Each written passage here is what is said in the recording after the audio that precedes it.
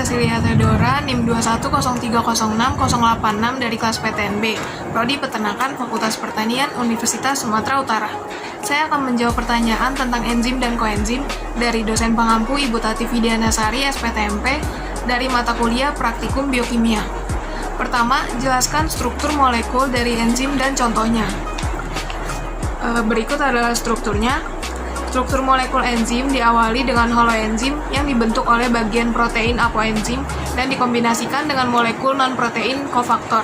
Kofaktor dibedakan menjadi molekul organik koenzim dan molekul anorganik ionogam. Koenzim biasanya merupakan vitamin atau turunannya seperti vitamin B1, vitamin B2, B5, dan B6. Koenzim biasanya berperan sebagai pentransfer gugus kimia yang berupa gugus sederhana. Contohnya H+ yang dibawa oleh FAD. Kalau ion logam, contohnya itu kayak logam besi dan enzimnya katalase dan peroksidase, logam tembaga dan enzimnya oksidase sitokrom, logam mangan dan enzimnya arginase, dan lain-lain. Kemudian, jelaskan dua model cara enzim bekerja. Cara enzim bekerja, ada active site di bawah, kemudian ada substrat, yaitu bahan yang akan diubah oleh enzim. Substrat akan bergabung dengan active site dari sisi enzim, lalu akan berubah menjadi produk. Produk nantinya akan dilepaskan oleh active site, lalu berubah menjadi benda lain yang dibutuhkan oleh metabolisme. Dari gambar dapat dilihat bahwa active site tidak berubah, namun substrat yang berubah menjadi produk oleh bantuan active site dari enzim. Terdapat dua model bagaimana enzim berikatan dengan substrat. Bedanya terdapat di permukaan active site. Berikut yang pertama adalah model kunci dan anak kunci, diusulkan oleh Emil Fischer yang menyatakan bentuk molekul substrat dengan sisi aktif enzim serupa dengan anak kunci dan kuncinya. Seperti active site, posisinya lurus ke depan dan lebih runcing.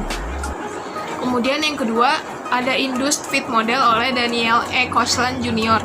menyatakan bahwa terikatnya substrat menyebabkan perubahan konfirmasi pada bagian sisi aktif enzim.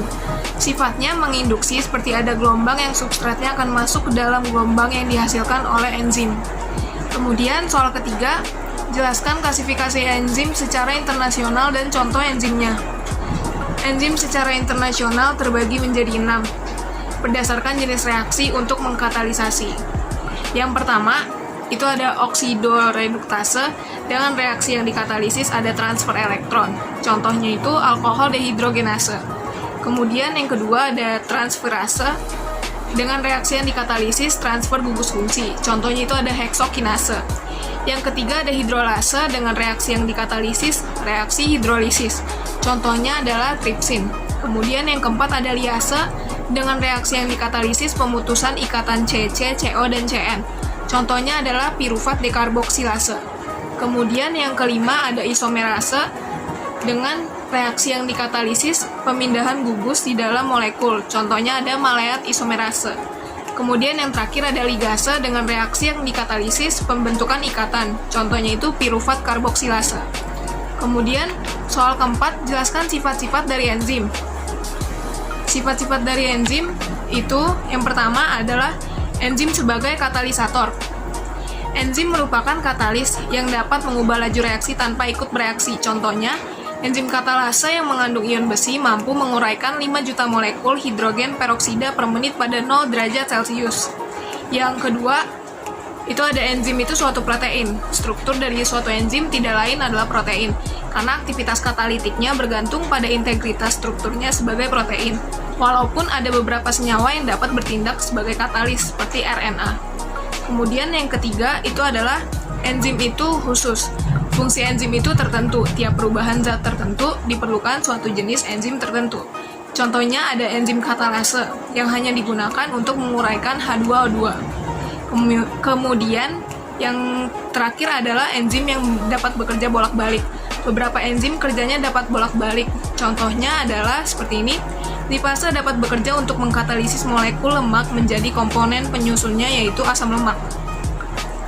Kemudian, soal nomor 5, jelaskan bagaimana proses katalisator dalam bekerja.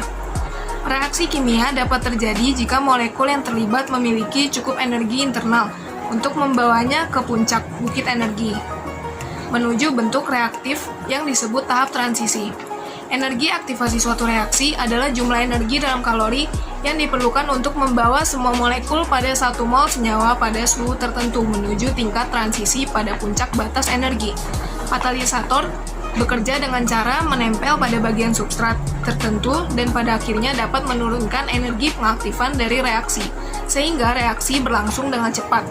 Pada puncak pembatas energi aktivasi, terjadilah keadaan transisi. Kemudian, yang keenam, faktor yang mempengaruhi kerja enzim. Dan juga contohnya. Faktor pengaruhnya itu adalah yang pertama, itu ada suhu. Kerja suatu enzim sangat dipengaruhi oleh suhu lingkungannya.